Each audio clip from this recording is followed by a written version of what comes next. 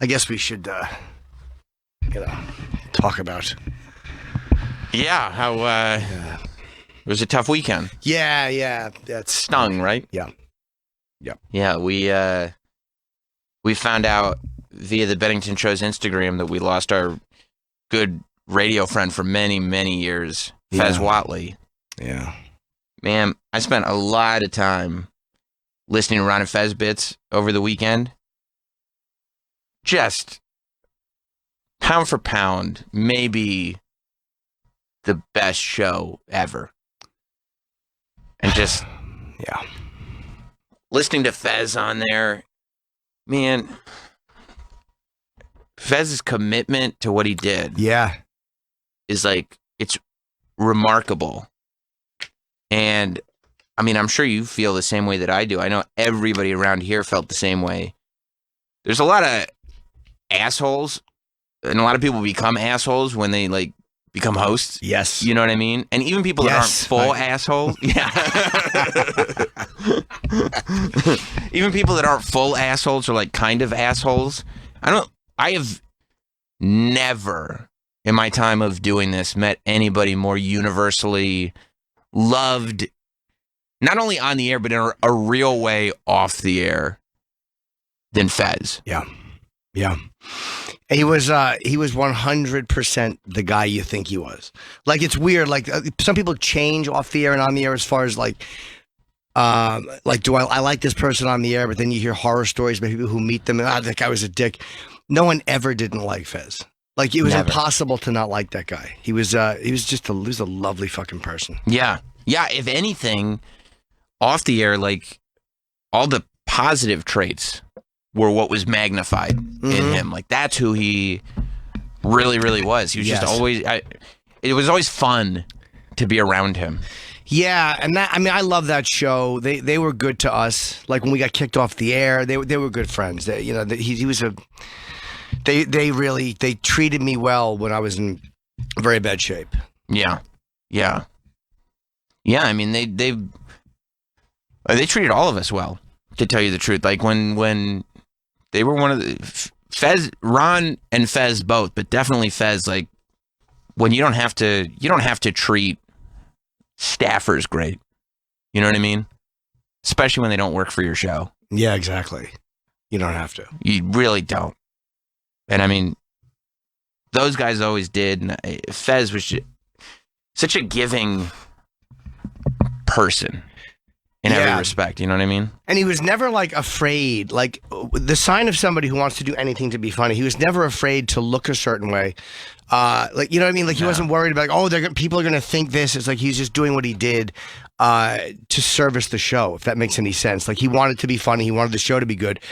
Not allowing how he'd be perceived to interfere with him being funny, if that makes any sense. 100%. Yeah, and that's just the sign of somebody who's genuinely funny.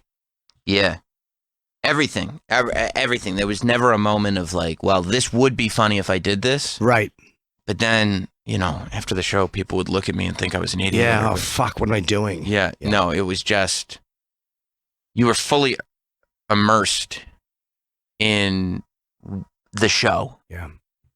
And bringing that value. I mean, you legitimately, when you walked into that studio, felt like you were in a different universe.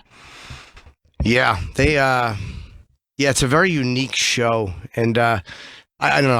I remember the last times I saw Fez was twice. The last two times I saw him was in Florida. He was happy too. Like, he was with friends and he came to. I didn't even know he was at the show.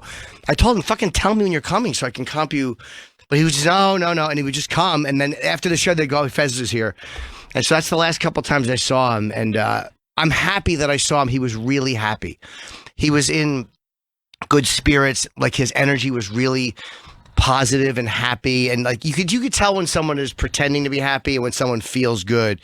And I really sensed that he felt good. And he felt like, I don't know, whatever was happening in his personal life or whatever, he just seemed to really be in a much better place. Like, I remembered him up here. At times he would be sad, or you could see he was struggling. And I was really happy when I saw him that he was obviously in a good place.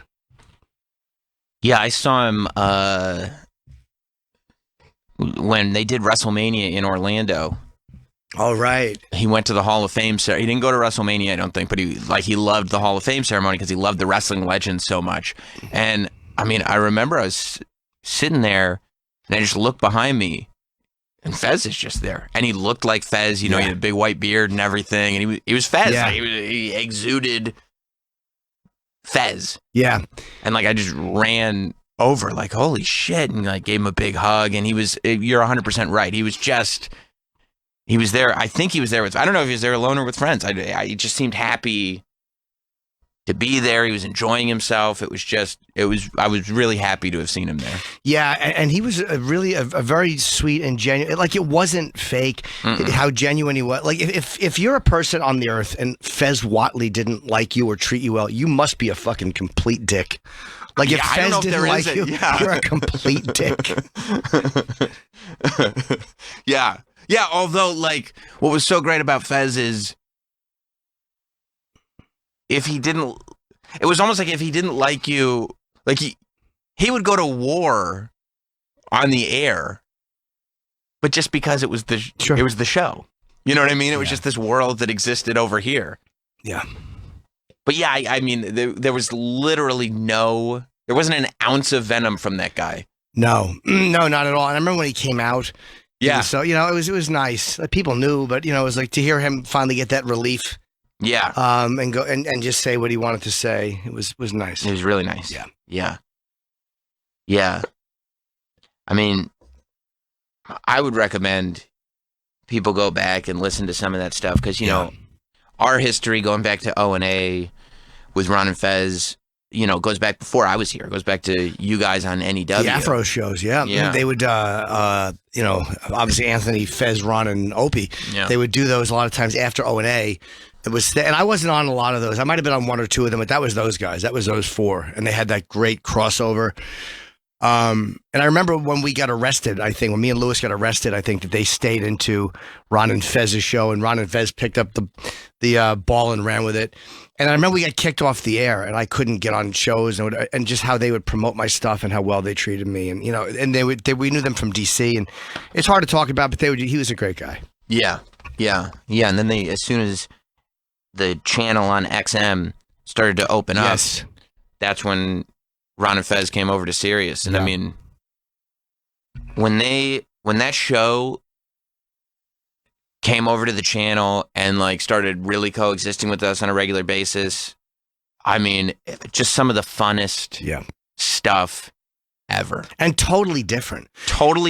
But yeah. Same audience in a lot of ways, but totally different show. Yeah. Like the energy was different. There was constant laughs. It was, it was obviously a much better produced show. Oh my God! I don't mean that with us. I mean as far as their bit structure. I mean they were just really fucking. It was a real show. Machine. It wasn't like a bunch of idiots just showing up and turning mics on, and then all of us staffers scrambling around with chickens without our heads. Yeah. It was like they were putting on a real show. Yes, they were. But in a way that worked with an audience that was disgusted by real shows. Yeah. Right? Yeah, because it was genuine. There was nothing hokey about it. Nothing hokey. Hilarious together. And if you listen, man, because I was listening back a lot, like I said, and the stuff that Fez was doing on a level that you wouldn't pick up on at first. I mean, there's still stuff like you listen back and you don't know what's a bit, you don't know what's real, you don't know but like you listen and you see what Fez is doing as it goes, and it's just stuff. It's just furthering, even if he's in the barrel, quote unquote. Right. It's just everything. It's just furthering this thing and making it funnier and making it funnier and funnier and funnier. And that's why, like, they do these bits that were an hour and a half long. I mean, I remember driving home one day and just listening for 2 hours to Fez trying to get his cat to say the word cookie. And you're just sitting there, and it was just the best thing, because Fez is sitting there and he's going, because he had said that his cat said cookie, and Ron was like, well, I gotta hear this, bring the cat in. So Fez was like, I'm just sitting there listening to the radio, and there's no visual component, it's just audio. You don't hear the cat make a sound. And Fez is going, cookie? Cookie? Ron goes, Fez, I think I just heard something. Did he say it? Fez goes, no, not yet. And it just, I mean, it was 2 hours, but it was brilliant. That's funny. And Fez was unwavering in his attempts, you know? It's just, I mean, there's so much out there. Yeah, you just, oh yeah, the Hitler mustache. God damn, he committed to a bit. Committed to it 100%.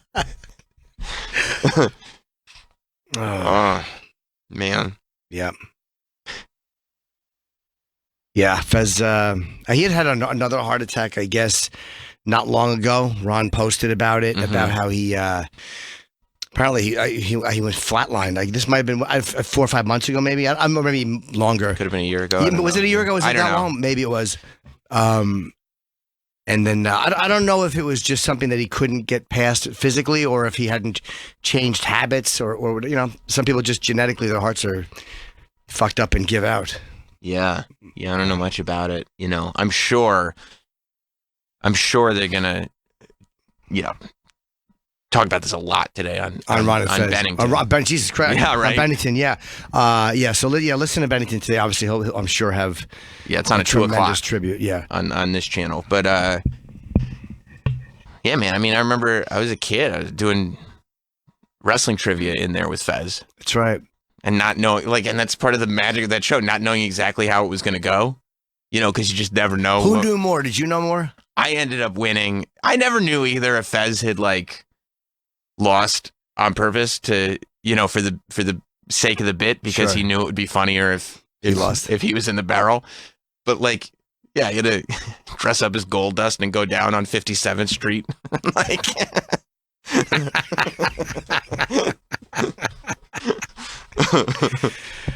Oh boy. Yeah, I mean, walking down 57th Street dressed as Gold Dust.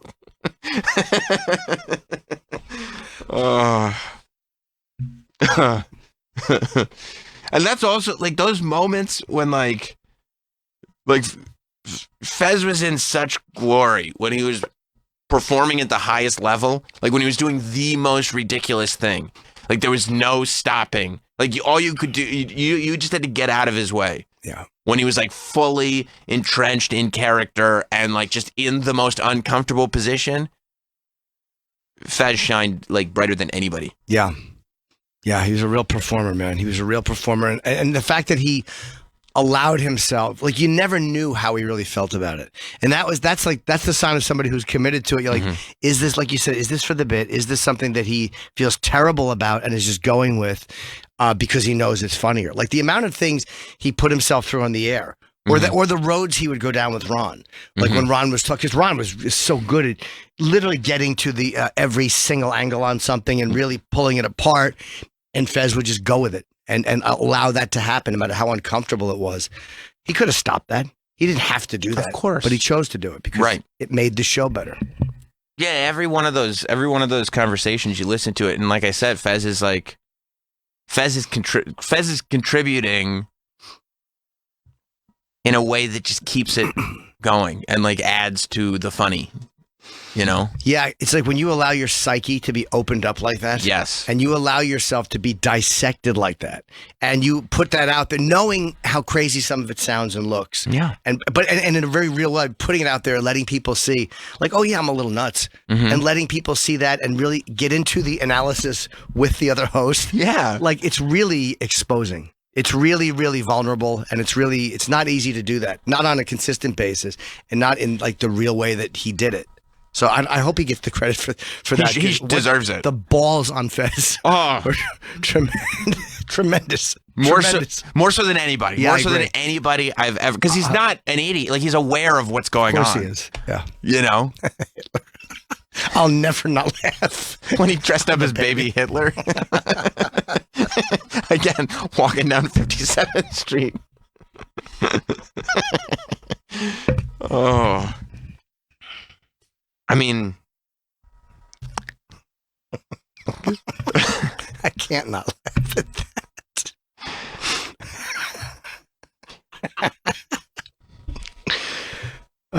Just pictures of him in that fucking shirt with the tie. Yeah. Cake Horn. Cake Horn is maybe the funniest hour of radio I've ever heard in my life. I listened to the entire thing again over the weekend. Yeah, I heard that not long ago, and it got. What did it get? What was that? They were talking about something, and it just all of a sudden it was like, wait, excuse me? Yeah, it was like the very beginning of it. Fez was pissed because SiriusXM management had told Wiki that they didn't want Fez lingering around the fishbowl when there was a guest in. Because they had complaints about Fez lingering. He was trying to get the guest. I guess, yeah.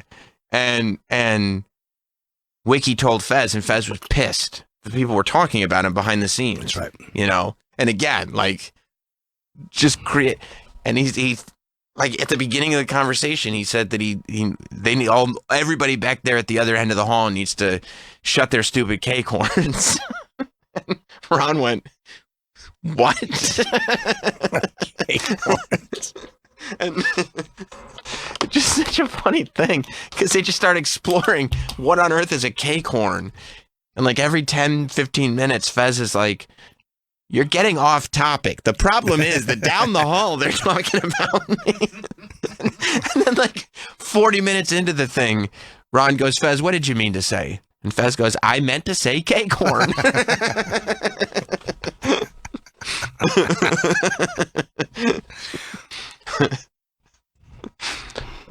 Yeah, that was a rough one.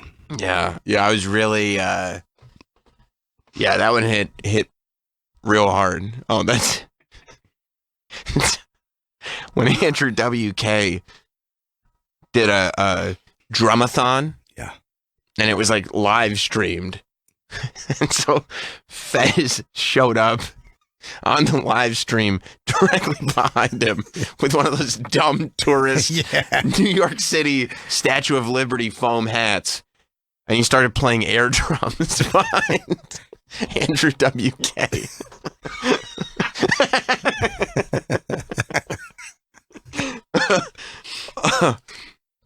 Oh.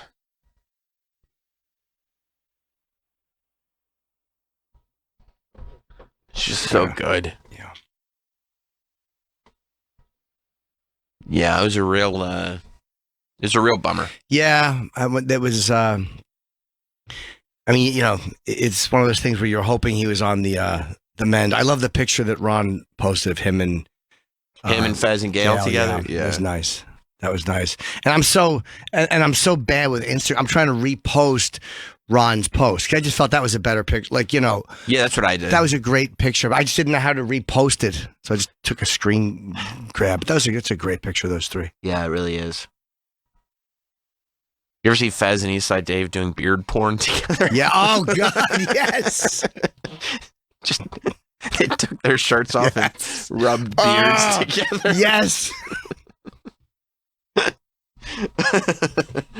Yeah, it's really, really unpleasant. It really is. Oh, God, yeah. Oh, the beards. Dave is in his... They're both in tighty whities. Rubbing beards. Unpleasant is the word, Jim. Yeah, it's hard to watch. It's like... What's the matter? She just doesn't stop. Well, no, we're watching videos. What? She got a little excited. Travis, would you let Jim grieve? I know. Just, I guess everyone's got their own process. All the sadness is coming out. People grieve in different ways, Travis. So bad. Is it bad? I can't breathe. I'm talking and breathing out of my mouth. Did you pass gas while we were talking about Fez Whatley? Yes, I did. Fez would have wanted it that way. That's how Fez would have wanted it. Yes. Yeah, Fez would have wanted that. Beard porn is so unpleasant. It really is really unpleasant. That's fucking 9 years ago. Yeah. Wow. Yeah, man. Yeah. Oh, the chest one. Yeah. Oh my God. What year did they come? I remember It would have been 2005. It was the end of my internship. It was right there. Yeah, it was like the talk about the golden ticket, golden tickets. I remember that, and then I want to say they were on in DC at the time. Was it DC they came from? Yeah, they left DC and came over to XM, and there were promises of more golden ticket shows coming to XM, and it never did. Yeah. It was just that was better. Us and Ron. Yeah, 100% better. Yeah, and then they that would have been August or September of 2005. So just under a year after O&A got back to XM. Okay. And what year did Fezzy leave? Was it about 2015? It was. I can't believe it's been 6 years. Yeah. Can't believe it. Yeah. Yeah, but yeah, they came over here with us. They ended up going to Raw Dog for a while. Yeah. Yeah. 5 to 15. These are 10 years. Crazy. Yep, November of 2005. You're right. I was listening to a huge fight that he had with Chris Stanley because he had promised to bring in steaks for everybody. Fez did or Fez did. Yeah. And Fez brought in Steak Shack burgers because it's steak burgers. Yeah. And he didn't understand why everybody was pissed at him because it's Steak Shack. They couldn't call it Steak Shack if it wasn't steak. There's just an hour of Fez justifying his Steak Shack burgers. Yeah.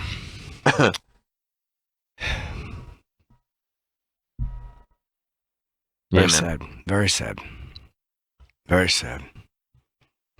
You know, you never get used to it. It's funny. Like as you get older, and friends start dying, like it never becomes like, oh yeah, like you kind of know the drill. You know how you're going to feel. You know how you're going to process. Like you're going to go through your very, very sad moments. You're going to go through your up. But it's one of those things that no matter how many times you see it or do it, the ritual is never easier. Mm-mm. It's just more like you know what might be coming, and you're not as surprised by it. But it's just never. Yeah, and you kind of know how it's going to feel throughout. Yeah. But yeah, it doesn't make it easier. No, it doesn't. Yeah, and some hit harder than others for sure. Yeah, and then you think of things that you haven't thought of in a long time. You know what I mean? Like I just think of how nicely he treated me when I was in bad shape, and that's even more than the bits. I just remember that, and how I was really in a. Like needing friends and how good of friends they were. It's like you remember that shit. And yes. I'm happy I saw him happy too. Like I'm really grateful that the last times I saw him, he was happy. He wasn't in bad shape. And you can sense that when it's real and when it's not real. Mm-hmm. And he was genuinely in a good place, at least mentally, or at least the 2 times I saw him. Yeah. Yeah. It just sucks, dude. It sucks. It sucks. Yeah. Yeah. And maybe I'm sure Eastside Dave will have a lot to say too. So if anyone subscribes to Ant's Network and you listen to Dave's show, definitely check out Dave too. I'm sure he'll have a lot of memories. Yeah. Yeah. I mean, Fez impacted a lot. I think Ron and Fez is a very underrated 100%, show 100%. In terms of quality and influence. Yeah. I mean, people like the comedians all respect that show. Everyone who was a part of that show respects that show. Like the same people that would come on this show would, in most cases, go on that show. But it's interesting. Respect is the right word. Like it's different. It's not just like, oh, that was a fun show to do. It's like there's a respect for that show because people were like, just because of how good it was. Yeah. Yeah, we would always get shit too. It was so. Like it was such a machine and so well put together, and they worked so well together that the laziness of the Opie and Anthony show, and by that I mean just like not putting bits as structured, and that just wasn't the way we did the show, right? But people would get very, very, very angry and go, "Look at the show, Ron and Fez." They were many times used to point out, "Oh yeah, that's the green room in Tampa." They many times be used to point out how poorly put together our show was. Yeah. Yeah. Oh, yeah, that was, I know. Fez brought I can't his look at it. Fez brought his toenail Yes, he clippings did. in, Yes, he in did. the studio that he had been collecting. You wouldn't want to put some of those in your mouth? No, I wouldn't. Oh God, some of them are really long too. Yeah, they are It's yellow. a big bag. Yeah. It's a big bag of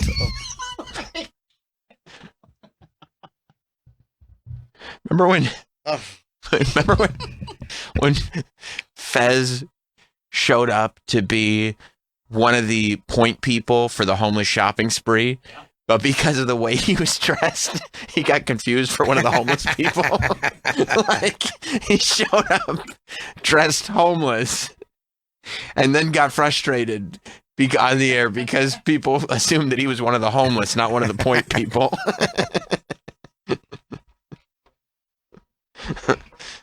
Oh, Earl Douglas there behind him. Where's Earl? I don't see him. There he is. Oh, yeah. So funny. Sullen look. Always. Yeah. Always. Yeah. Earl looks, the look on Earl's face right there is how everybody was looking at the screens when the OJ verdict was read.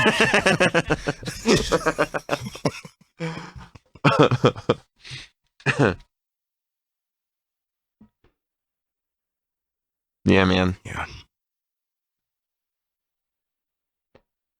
Yeah, you know, I think it bummed out a lot of people. I think that a lot about that show and a lot about Fez in particular. It was like such a almost fantasy-like space. It was like joy, even when it was arguing and fighting, and it was just a source of joy for so many people. And Fez was such a center point of that joy for so many people that, you know, I think a lot of people are feeling this today. And I mean, Fez was for people who go back, you know, talk about legacy. Like when Bennington was doing the Ron and Ron show in Florida, sure, Fez was on the air with them, and that show, like, I wasn't in Florida at the time, it wasn't my time, but that show is a legendary show. It is. And that's where Fez started. And then for that to become Ron and Fez and go through, I mean, it's just, he's such an important person in the full history of the industry and everything that we do and what it's become. I never heard Ron and Ron. Like, I knew who they were, but I was never on that show, and I don't think I ever heard it. By the time I was familiar with them, it was Ron and Fez. Right, yeah, because they were Ron and Fez by the time you were on NEW and all that stuff. I mean, that was, so, yeah. I think they were on when I'm pretty sure. What year did they start? Oh, they started at 2000. Right, 98 to 2000 in Florida, 2000. So probably I was starting to go in probably right after they had started, but I don't think I was familiar with the show until I started actually coming on the show often. Yeah. Yeah, I know Bert Kreischer is like the biggest Ron and Ron fan. Oh, he remembers ever. that. Yeah. Loves He's it. a Florida guy, right? Yes. Yeah. Yeah, and that's where Fez first came into the radio world. Yeah. Paul, oh God, there's so many. Paulo. There's so many. Remember Paulo's movie? Gap. Is it called Gap? Gap. It's his horror movie. They set up a premiere for it. Was it good? It wasn't so good.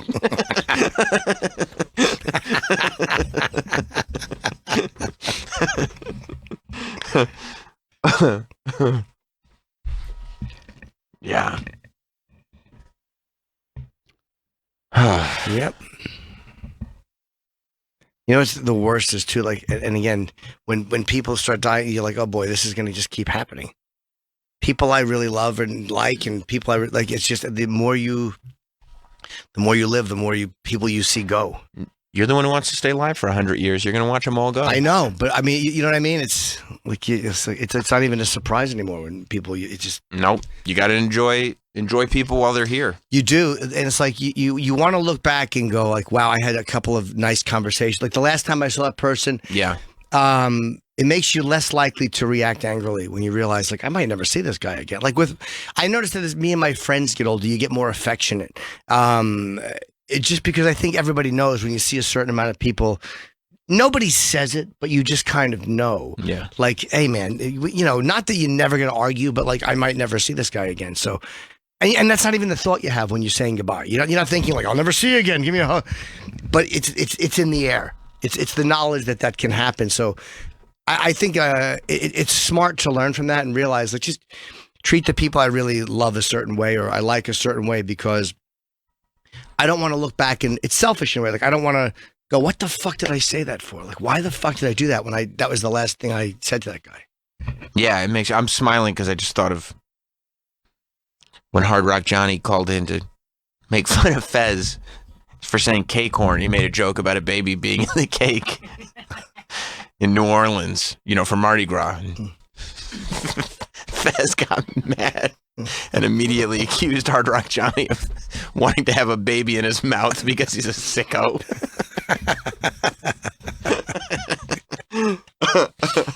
Fez didn't like that call? No. He didn't like that others were getting in on the joke. Yeah. He thought that all this cake horn talk distracted from his beef that he had with the people down the hall. Yeah, the cake. He found it to be disloyal and in bad taste. A distraction. A total distraction. His beef was with the people down the hall who were the ones tooting their cake horns. Did that remain the focal point of the discussion, the people down the hall? No, they more directed a lot of the conversation and began taking calls that were more referencing the cake horn. As a matter of fact, if I remember correctly, on that day it became the #1 trending topic on Twitter in the nation. Really? Cake horn. But yeah, I think you're right, Jim. I think you go through stuff like this, and you're right. You're not conscious. You're not consciously going, well, before I do anything, this may be the last time. Yeah. But I think it also, you reprioritize a little bit naturally. Like, you just start to, is this really that important? Do I even care that much? Like, right. Do I need to be angry about this? Is it worth snapping about? And again, there's nothing with Fez I ever wanted to, but I mean, just as a general rule, you start to, and again, it's not something you put into words even in your own head, unless you're in a moment like this, you're thinking about it. But in most cases, you just notice it's happening. And I'm glad it's happening, because I'm sure for a lot of people it doesn't. And then they look back and go, why didn't I take that call? Or why didn't I, you know what I mean? Like, I love that thing that he did. Why didn't I tell him I love that thing that he did? I thought that was great. So you start, it kind of changes the way you interact with the people you care about in a way. Yeah. In a good way. Yeah. In a much better way. Yeah. I mean, yeah, I was really lucky, like from a young age, like in my early 20s, to be able to sit in studio and watch Fez do his thing. Because, like, you just look at all of this so differently. It's like this ability to fully commit, to just watch this guy not break at all because it's better for the show. Like, the outside world doesn't matter. The truth, like, whatever. Like, what's funnier, what's more entertaining and engaging for this show right now, that's the world we're going to stay in. And I've never seen anybody do that the way Fez did it. Yeah. Yeah. Because you really couldn't tell where it started, like where the bit kind of ended, and like, was he really upset, or was he just going, like, I knew him and a lot of times I didn't know, is he just going with this, or is he really upset? Like, when we're sitting here in the same studio every day doing what they do for a living, and we're still, after Ron and Fez is on the next day, like a bunch of marks sitting around talking about, like, is he really mad? Was that for real? Was that a bit? Was that blah, blah, blah? And you're like, that's the way it should be. Yeah. Yeah, rest in peace. Fez Marie. Fez Marie, rest in peace. You always wish there was something to say that's more than R.I.P., but there's just not. Like, I mean, what are you going to say? Yeah. Say rest easy. Rest in power? No, I'd rather not say either of those things. Rest easy. What are we, bikers? Rest easy, Fez. Yeah, rest easy. I'm trying to sound, people who say that, they sound like they're two rugged road warriors together. Yeah. Rest easy, friend. Right. Shut up. Rest in peace. You rode along the long, treacherous road. Yeah. And now you can rest easy. Yeah. They're the type of people who would say, partner. Partner. Rest easy, partner. Yeah. Rest in power. Rest in power. No, I don't like that. No? No, I don't. Why? It's like you're taking rest in peace, but you've put more thought into it. And it's a P. You could say anything. I mean, I guess you could. Yeah.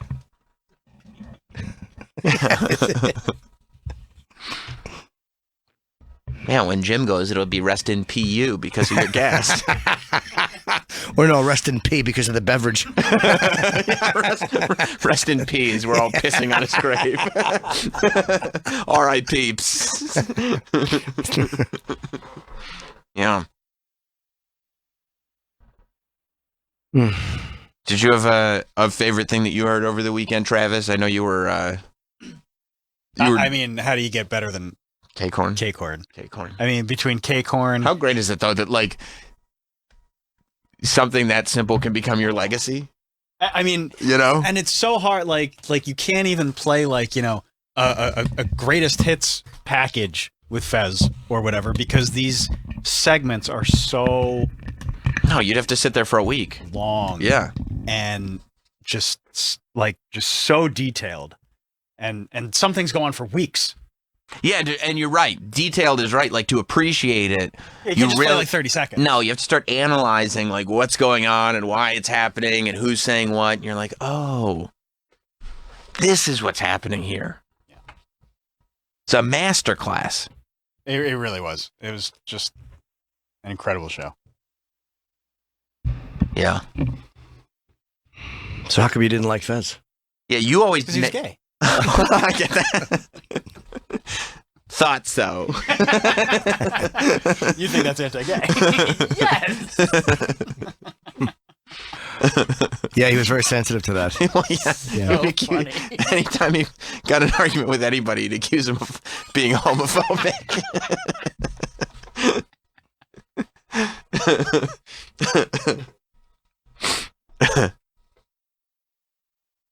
Yeah. So, rest in power. Yeah. Rest easy. Pour one out. Miss Fez. Miss Fez. Yeah, and listen to Ron today. I mean, people would be inclined to do that anyway, but how about remember Soundboard Fez? Soundboard Fez would just be Fez on a soundboard that Ron had, so he could just do the show with Soundboard Fez. And of course, I mean, I just, of course, blueberries. I thought of it before, and when Mike came in, the door closed. So did I. You can't hear the door close without hearing that in you cannot. That sound of the door closing, I had never paid attention to, and then when you hear it in that big, like, oh God. I texted Travis this weekend, and I go, "Hey, remember when the door closed in the blueberries pit?"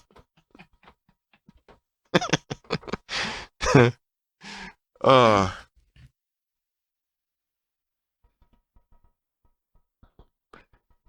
Just so great. That's 10 years ago. 10 years ago, yeah. Yeah, it was 10 years ago this summer. Wow. Crazy, man. Yeah. Well, I know he meant a lot to a lot of people. I mean, just an outpouring of support. It was actually kind of funny. It was trending on Twitter, R.I.P. Fez, on Saturday, I want to say. And people were worried because they thought Wilmer Valderrama died because he played Fez on that 70s show. Oh. So they saw R.I.P. Fez was trending and people were worried about Wilmer. Okay.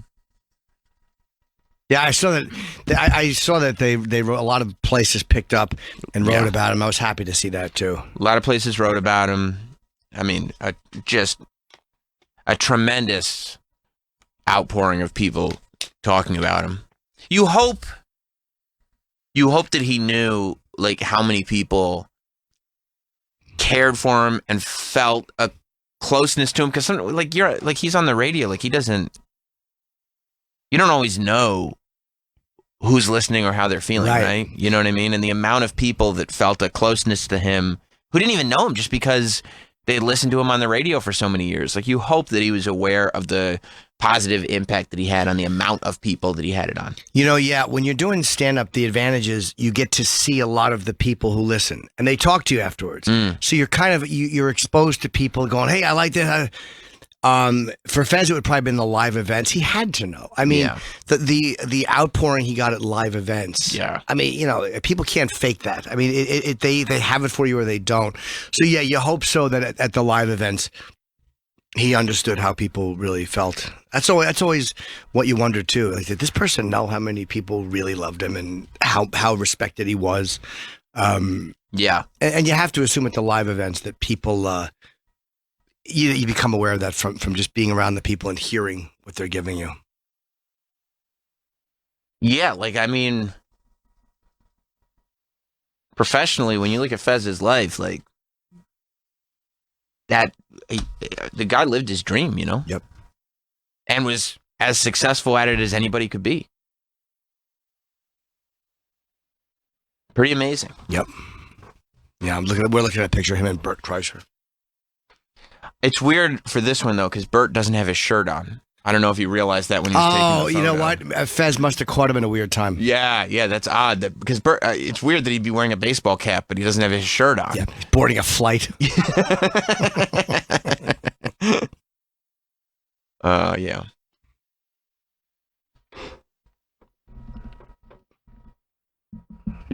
Yeah, man. What? Fez overtips at dinner is a great one, too. What happened when Fez overtipped at dinner? He overtipped it at dinner. On purpose, or he didn't know, or he did it by mistake? Bert was tweeting a bunch of good ones. Fez takes the stick. Remember when Fez used to take the stick? Ron would put him in charge of the show for the day. Fez takes the stick. His fear of heights. Take the stick. For a week, Fez had to be a different character every day. Oh, that's right.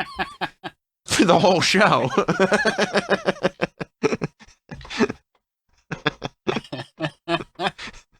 Oh, yeah.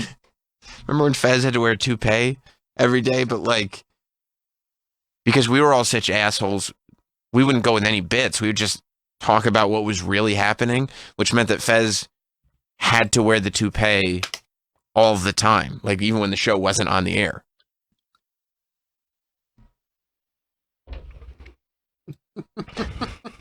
Fez is the D-man. D-man. The D-man.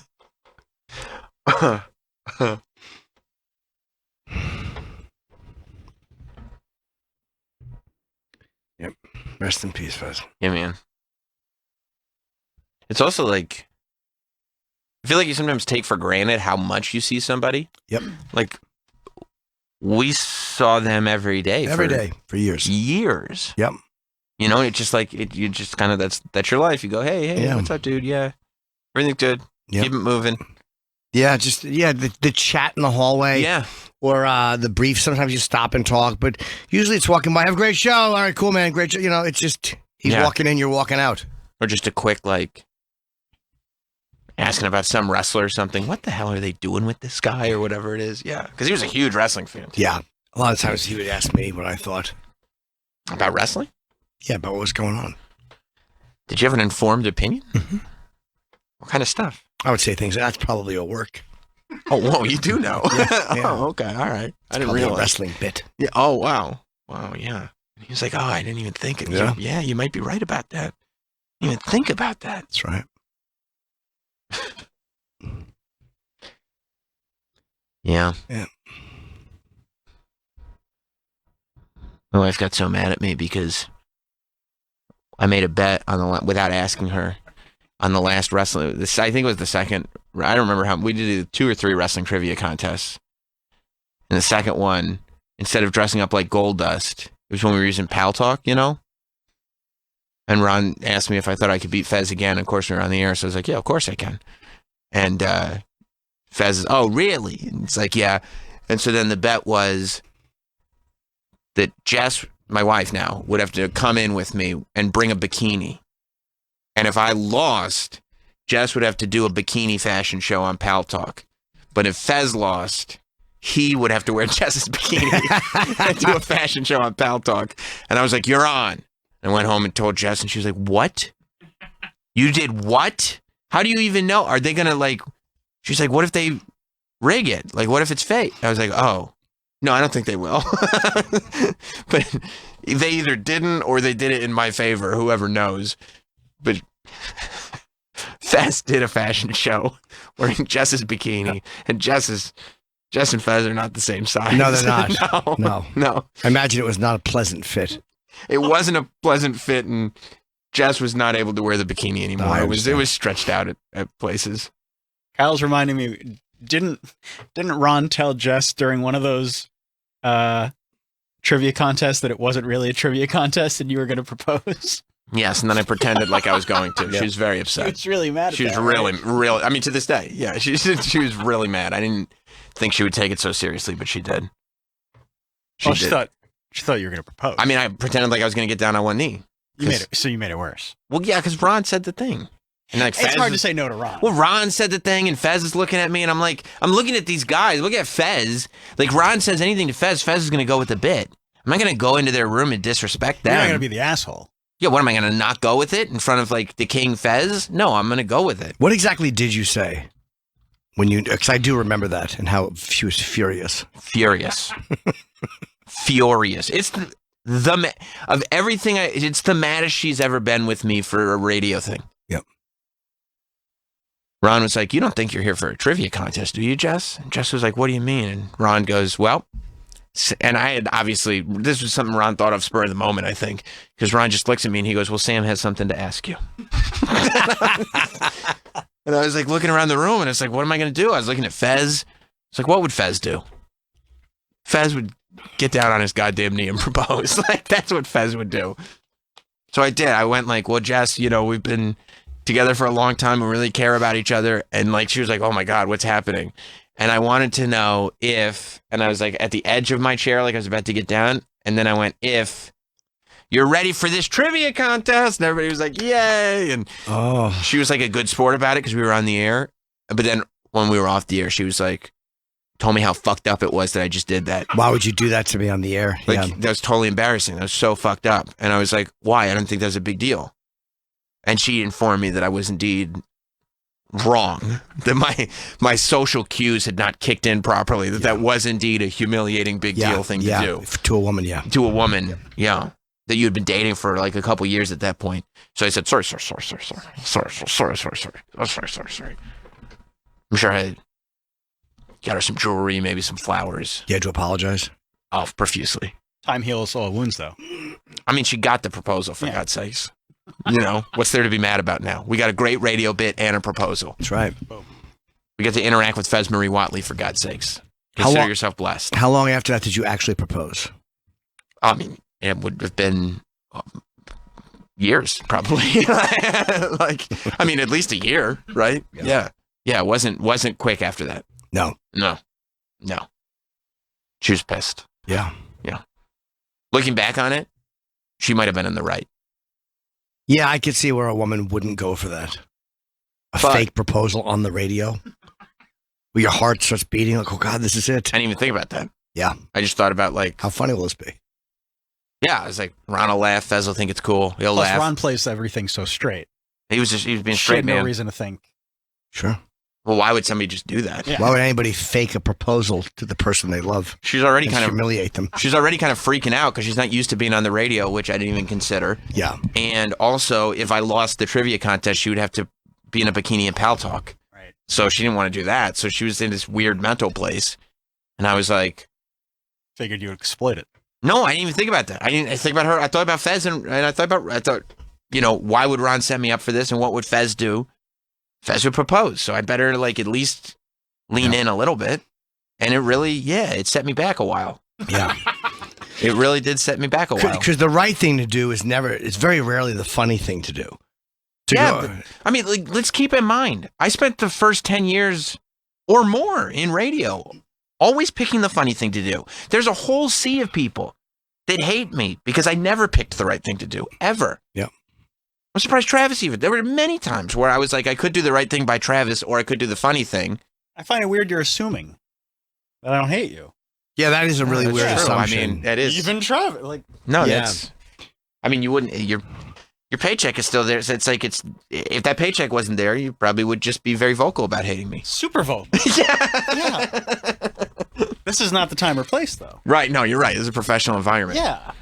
Yeah. Tons of people. It is what it is. This is the life we chose.